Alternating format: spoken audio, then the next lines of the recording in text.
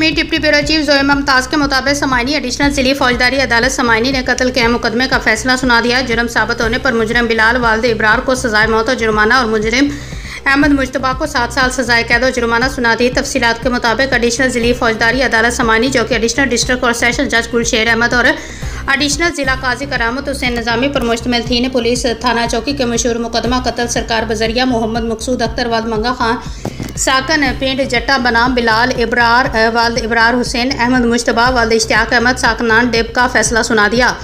मुलजमान ने 13 जुलाई 2022 को प्याला होटल के करीब दौरान लड़ाई झगड़ा पिंड जट्टा के रहायशी अली मकसूद को कत्ल कर दिया था। इस्तगासा की जानब से राजा अशफाक अहमद खान PDSP मुस्तगीस मुकदमा की जानब से मिर्ज़ा मज़हर इकबाल एडवोकेट ने केस की पैरवी की, जबकि मुलजमान की जानब से चौधरी मंसूर हुसैन एडवोकेट और चौधरी इम्तियाज़ ताज एडवोकेट ने मुकदमे की पैरवी की।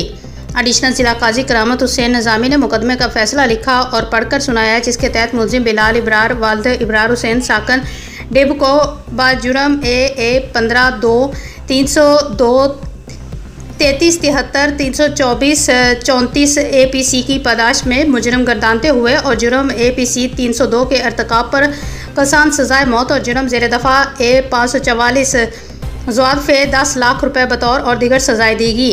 जबकि मुलजिम अहमद मुश्तबा वालिद मोहम्मद इश्तियाक साकन डिब को जराइम APC 302 34 324 3373 की पादाश में मुजरम गर्दानते 7 साल की कैद, मुआवज़ और जुर्मानों की सज़ा देगी। मुजरमान जुमला सज़ाएँ डिस्ट्रिक्ट जेल भिंबर में भुगतेंगे। मुस्तगीस मुकदमा ने अदालती फैसले पर इत्मीनान का इज़हार किया।